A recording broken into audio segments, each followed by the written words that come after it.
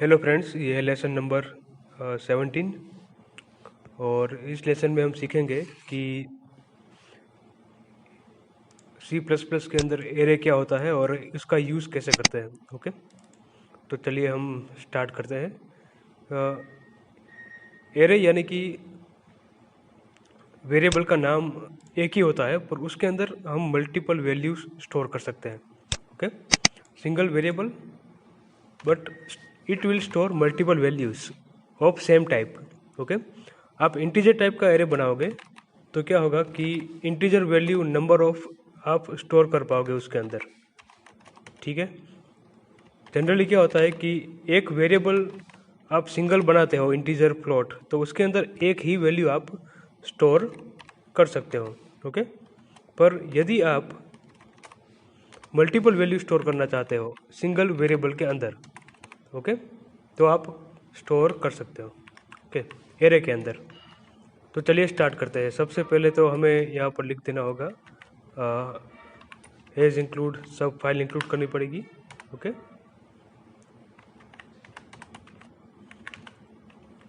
iostream.h, तो iostream.h, फिर voidmain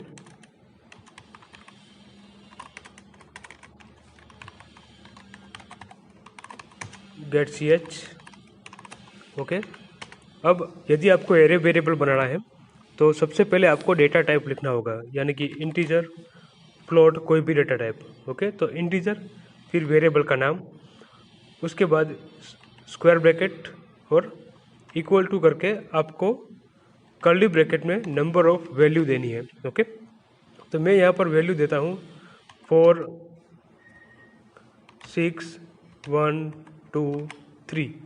okay, तो ये हमारा बन गया एरे वेरिएबल। ओके, तो ये एरे वेरिएबल का नाम क्या है, ए दिया हमने, उसके अंदर 5 वैल्यू हमने स्टोर की।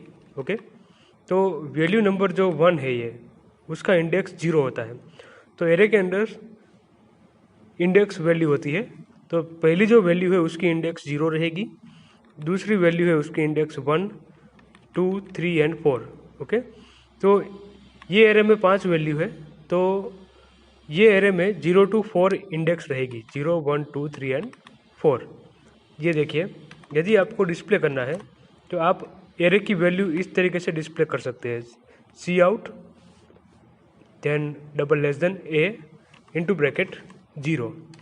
स्क्वायर ब्रैकेट का यूज़ करके आप वैल्यू को फैच कर सकते हो। तो ए ऑफ 0 का मतलब क्या है कि 0 पोजीशन पर कौन सी वैल्यू है। ओके, तो 0 पोजीशन पर ये 4 वैल्यू है। ओके, तो 4 यहाँ पर डिस्प्ले होगा, इसका आउटपुट क्या आएगा, 4 आएगा। Okay, cout a of 1, तो इसका आउटपुट आएगा 6, क्योंकि 1 नंबर की पोजीशन पे वैल्यू कौन सी है, 6। सी आउट ए ऑफ 2। ओके, तो 2 नंबर की पोजीशन में वैल्यू है 1। तो इस तरीके से ये सी आउट का यूज़ करके आप सभी वैल्यू डिस्प्ले कर सकते हो। ओके, यहाँ पर मैं कॉपी करूँगा, पेस्ट पेस्ट, यहाँ पर 3 लिख दें आप और 4। ओके, तो इस तरीके से सी आउट का यूज़ करके हम डिस्प्ले करवा सकते हैं वैल्यूज़ को। ओके, फैच कर सकते हैं array.cpp। तो मैं इसको रन करता हूँ। ओके, तो आउटपुट क्या आएगा, 4 6 1 2 3। ओके, ये आउटपुट आता है। तो वैल्यू अब फैच हो गई। और कौन सा तरीका है वैल्यू फैच करने का, तो आप फॉर लूप का यूज़ कर सकते हो। Okay, for integer i equal to 0। 0 से क्यों स्टार्ट किया, क्योंकि एरे की इंडेक्स 0 से स्टार्ट होती है। Okay, i less than 5। Okay, तो हमारे पास 5 एलिमेंट है 0 से लेके 4 तक, तो i की वैल्यू 0 से स्टार्ट करें, less than 5 i plus plus.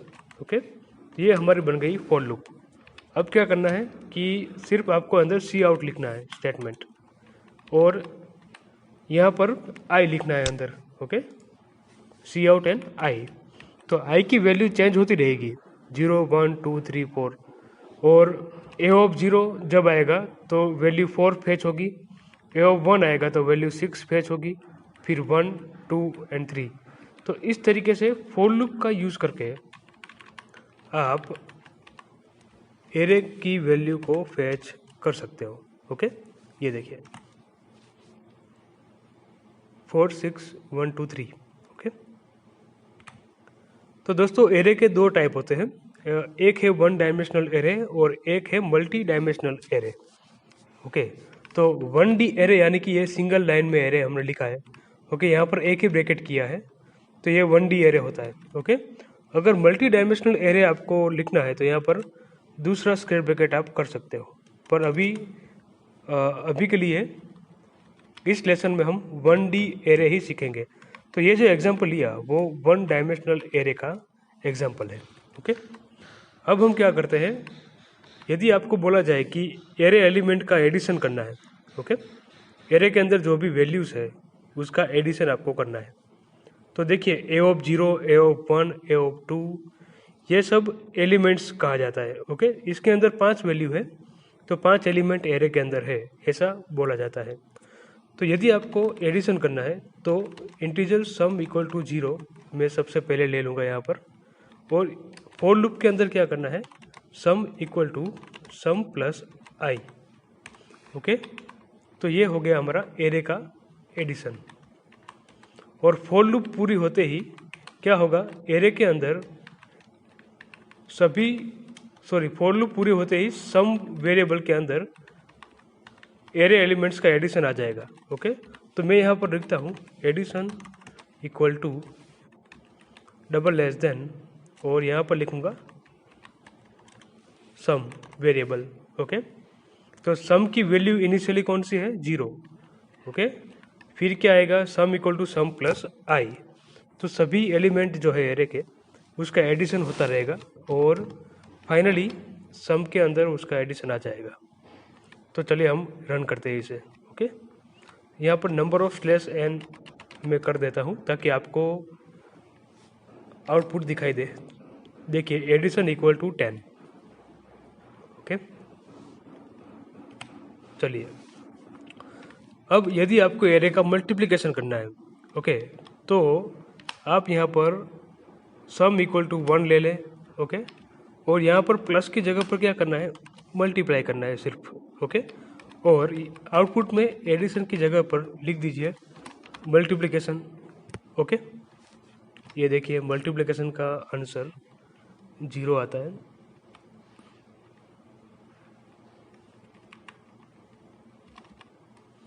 Four into 6। Okay, sorry यहाँ पर ए ऑफ आई लिखना है, ए ऑफ आई।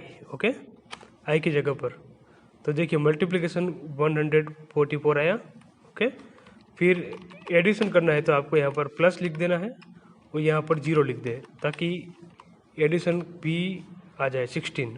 ओके, गलती से हमने सिर्फ आई लिख दिया था यहाँ पर यहाँ पर ए ऑफ आई आएगा क्योंकि हमें एरे एलिमेंट चाहिए।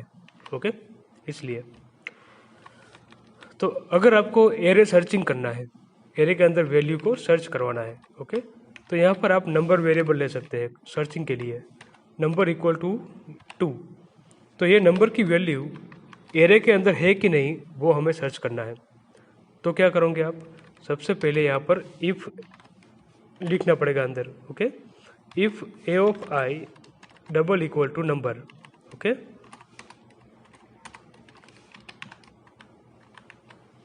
Then value found, cout value found. Okay,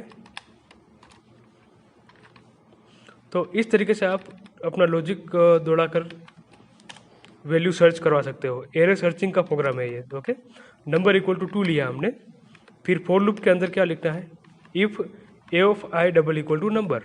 okay, तो नंबर की वैल्यू जो है वो एरे एलिमेंट के साथ मैच होती रहेगी और सी आउट वैल्यू फाउंड, अगर वैल्यू मैच होती है तो वैल्यू फाउंड आ जाएगा। ओके, और यदि वैल्यू फाउंड नहीं होती है तो वैल्यू नॉट फाउंड आंसर भी आना चाहिए। ओके, तो इसके लिए हमें क्या करना पड़ेगा, इंटीजर फ्लैग इक्वल टू 1 ये ले लेते हैं हम। ओके, अगर वैल्यू फाउंड होती है, ये कंडीशन ट्रू होगी तो वैल्यू फाउंड हो जाएगी। वैल्यू फाउंड होती है तो फ्लैग की वैल्यू 0 कर दे आप। ओके, इस तरीके से अगर वैल्यू फाउंड होगी तो फ्लैग की वैल्यू क्या होगी, 0। तो यहाँ पर आपको सिर्फ लिखना है if flag double equal to 0। अगर फ्लैग की वैल्यू चेंज होती है तो उसका मतलब value found, else value not found. Okay, value not found, ठीक है। तो इस तरीके से आप लिख सकते हो अपना प्रोग्राम सर्चिंग का।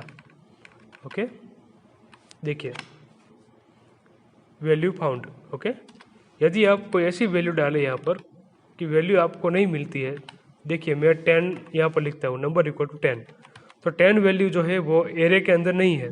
ओके, तो वैल्यू नॉट फाउंड आना चाहिए। आ गया। तो दोस्तों ये होता है 1D एरे और इसके डिफरेंट ऑपरेशंस। एडिशन कर सकते हो, मल्टीप्लिकेशन, सब्ट्रैक्शन, जो भी ऑपरेशन करना चाहो, एरे सर्चिंग, वो सभी ऑपरेशन आप इस तरीके से कर सकते हो। ओके, तो अगले लेसन में देखेंगे मल्टी डायमेंशनल एरे और उसका एग्जाम्पल। इस लेसन में इतना ही। Thank you.